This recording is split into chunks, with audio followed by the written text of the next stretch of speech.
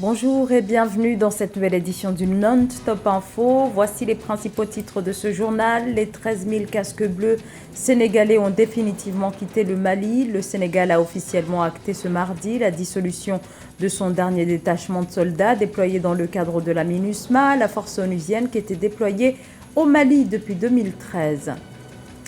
La jeunesse camerounaise face au fléau du chômage et du sous-emploi, malgré une recherche active, mais qui se heurte bien souvent à l'inadéquation entre formation et réalité du marché du travail, une problématique sur laquelle intervient le premier réseau universitaire au monde, l'Agence universitaire de la francophonie. Une économie qui dépend encore trop fortement de son pétrole. Sa diversification est l'un des défis du Gabon. Les autorités de transition souhaitent davantage miser sur le secteur du bois, deuxième poste d'exportation du pays. L'état d'urgence est prolongé de 11 mois en Tunisie, c'est-à-dire jusqu'au 31 décembre 2024, selon un décret du président de la République Kais Saied, publié ce mardi. Nouvelle prolongation de cette mesure, un état d'urgence en vigueur depuis 2015 à la suite de l'attentat à la bombe perpétré le 24 décembre 2015 contre un bus de la garde présidentielle, tuant 12 agents. Notons que cette mesure confère aux autorités des prérogatives exceptionnelles comme l'interdiction de réunion ou l'instauration de couvre-feu. Des formations de l'opposition expriment leurs inquiétudes quant à une éventuelle instrumentalisation de cet état d'urgence par la présidence contre ceux qui dénoncent l'actuel régime accusé d'être autoritaire.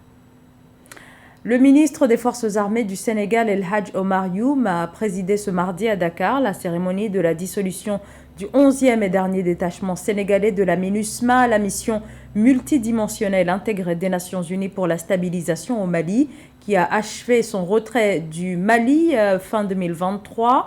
Depuis 2013, 13 000 casques bleus sénégalais étaient déployés pour lutter contre le terrorisme au Mali. Samantha Saberou Saboubanga. Le Sénégal a officiellement acté mardi 30 janvier 2024 la dissolution du 11e et dernier détachement de militaires déployés dans le cadre de la mission multidimensionnelle intégrée des Nations Unies pour la stabilisation du Mali, MINUSMA. Une annonce faite par le ministre des Forces armées, El Hadji Omar Youm, à la cérémonie organisée au siège de l'état-major des armées de Dakar, la capitale. Cette cérémonie de dissolution du 11e détachement sénégalais de la MINUSMA est doublement symbolique. D'abord, elle marque le retour du dernier contingent sénégalais du théâtre malien. Ensuite, elle met en exergue l'ampleur et la diversité de la participation sénégalaise pour le retour à la paix et à la stabilité dans la République sœur du Mali.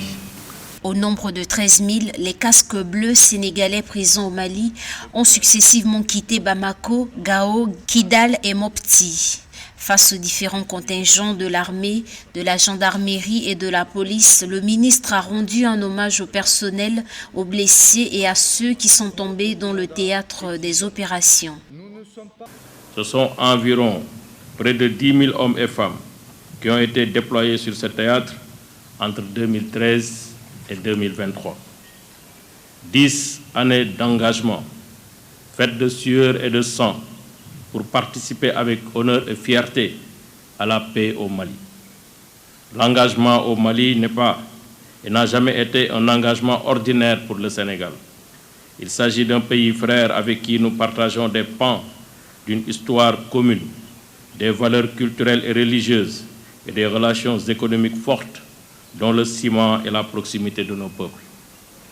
C'est l'occasion ici de renouveler notre soutien au peuple malien dans sa lutte pour le retour de la paix et de la stabilité dans les confins du Djoliba. Le retrait du dernier contingent sénégalais symbolise la fin de l'engagement des militaires sénégalais déployés au Mali. Au total, le Sénégal avait envoyé 10 525 hommes composés de militaires, de gendarmes et de policiers au Mali dans le cadre du maintien de la paix au sein de la MINUSMA. Lancée en 2013, la MINUSMA comptait plus de 15 000 hommes de différentes nationalités au pic de ses activités, dont 12 261 militaires et 1718 policiers.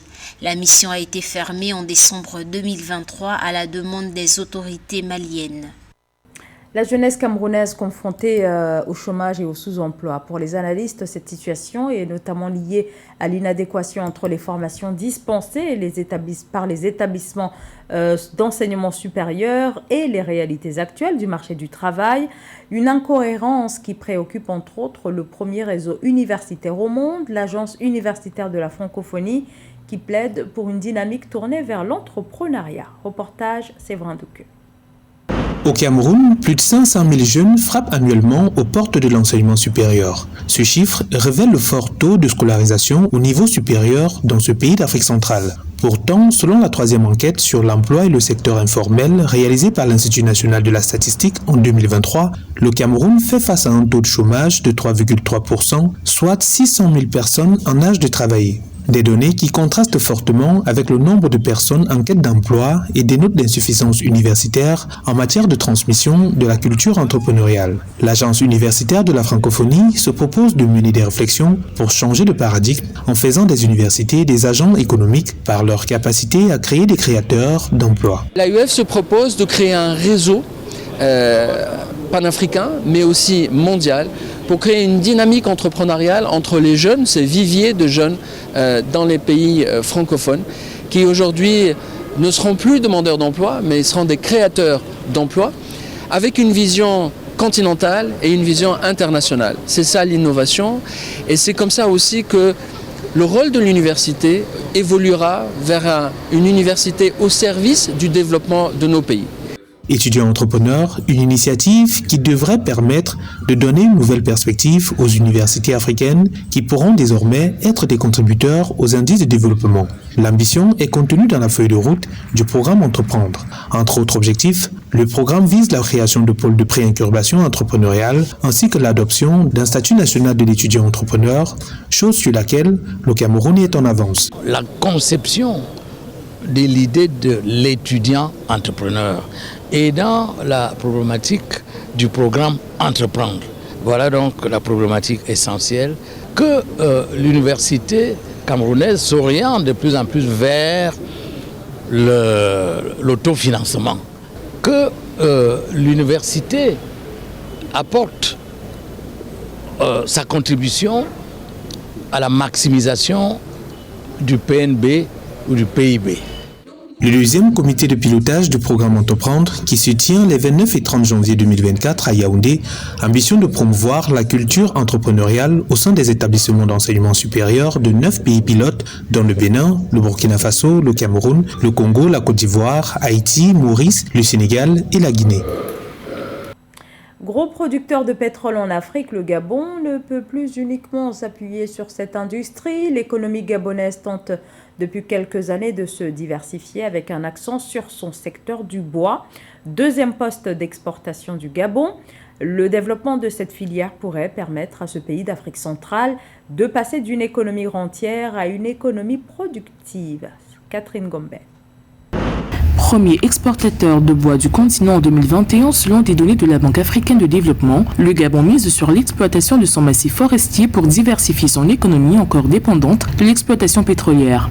Le 27 janvier 2024, une délégation de la Fédération des chambres de commerce et d'industrie des Émirats arabes unis a signifié son intérêt pour la filière dans la zone économique spéciale d'Ongkok, dans un contexte où l'activité des industries du bois dans le pays a baissé de 17% en glissement au troisième trimestre 2023. Un mètre cube de bois avant 2009 coûtait à peu près dans l'ordre de 150 $ par mètre cube. Aujourd'hui, nous pouvons le mesurer à près de 250 à 300 $ le mètre cube. Grâce à cette décision stratégique, on s'est retrouvé, le Gabon est compté aujourd'hui comme premier producteur africain de feuilles de plaquage. C'est pas rien et cela constitue justement un avantage stratégique qui donne une visibilité du Gabon dans la sous-région et dans le monde. D'après des données officielles, le Gabon transforme localement 69% de sa production de bois. 31% de cette production a été expédiée vers le marché international en 2023. Une situation qui fait du Gabon le leader de ce segment dans l'espace SEMAC devant le Cameroun qui transforme localement 36% de sa production et exporte 64% de bois brut. Des atouts grâce auxquels le Gabon peut aller à la conquête du marché mondial. Alors c'est notre première visite ici au Gabon et nous trouvons que le Gabon a un potentiel énorme et que nous pouvons avoir une collaboration excellente dans le futur. Installée sur une superficie de 1126 hectares, la zone économique spéciale d'Ungok, avec ses 17 secteurs industriels, se développe en écosystème rentable tant à la communauté qu'à l'économie gabonaise. À date, l'ACES d'Ungok totalise plus de 12 000 emplois, dont 8 000 emplois directs et 21 nationalités d'investisseurs. En Ouganda, la production laitière a augmenté de 37% pour atteindre plus de 3 milliards de litres l'an dernier, mais alors que la transformation et les exportations sont en hausse, les éleveurs, eux, sont toujours en proie aux difficultés. Ils peinent à s'en sortir financièrement car étant en effet toujours victimes de la fluctuation des prix. Le point avec Nana Kamsukom.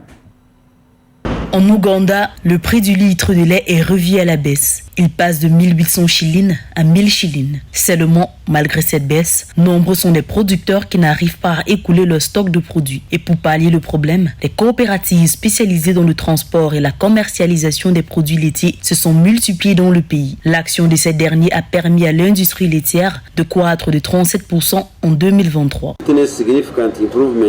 Nous avons observé une amélioration considérable de la qualité du lait produit par les agriculteurs et les coopératives qui ont bénéficié de l'aide du gouvernement. Il s'agit de bidons de lait, de seaux et de machines à traire. Selon les agriculteurs locaux, les revenus de la production laitière auraient pu être meilleurs s'il n'y avait pas les perturbations constantes des marchés d'exportation. Les fermetures intermittentes des frontières et la limitation des importations de produits laitiers par le Kenya, principal marché d'exportation pour les produits laitiers ougandais, ont eu un impact notable sur les revenus des producteurs. Parce que c'est coûteux, vous n'obtenez que la moitié ou même pas la moitié de ce que vous avez commandé. Mais pour l'instant, comme la production a augmenté, on obtient ce que l'on a commandé. L'industrie laitière contribue de manière significative à l'économie ougandaise, en assurant la subsistance de millions de personnes et en contribuant à la sécurité alimentaire. Gros plan maintenant sur le centre d'aide humanitaire et de secours du roi Salman, créé par le royaume saoudien en 2015. Ce centre est destiné à apporter un soutien humanitaire à des personnes dans le besoin à travers le monde. La Somalie est l'un des pays bénéficiaires. Le centre, en collaboration avec l'OMS, y ont lancé ce 29 janvier un projet qui vise à améliorer l'accès à l'oxygène médical. Sarah Emele. King Salman Humanitarian Aid and Relief Center, en collaboration avec l'Organisation mondiale de la santé, a officiellement lancé le 29 janvier 2024 le projet Every Breath Count qui vise à améliorer l'accès à l'oxygène médical. L'objectif visé est de mettre en place les soins de santé maternelle et infantile, de créer des centres de réhydratation orale, afin de fournir des services de santé intégrés en Somalie. Ce projet prévoit d'équiper 28 centres de santé dans 10 districts touchés par la sécheresse et la pneumonie avec des concentrateurs d'oxygène fonctionnant à l'énergie solaire. Il fournira également 90 bouteilles d'oxygène, 15 couveuses pour bébés et 4 ambulances au total aux établissements de santé sélectionnés. Nous devons être capables d'atteindre le caractère de renouvellement et d'accélérer notre travail car le temps de l'autosatisfaction est révolu. Car la génération montante se tourne vers nous en tant que juges, pays et institutions pour renforcer les efforts afin de parvenir à une solution innovante.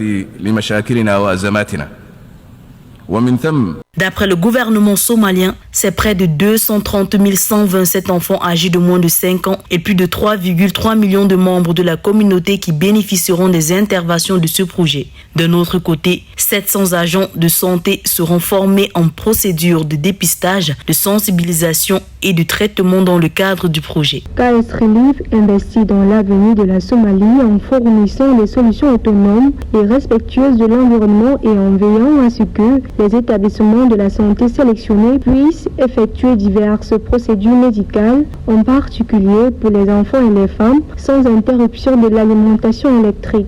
Notons que les activités du projet contribueront également à renforcer les capacités des soins des santé primaires et des hôpitaux de district à fournir des services de santé essentiels aux femmes enceintes et aux personnes handicapées. Les services seront alignés sur le cadre général de la vision du gouvernement somalien visant à atteindre une couverture sanitaire universelle.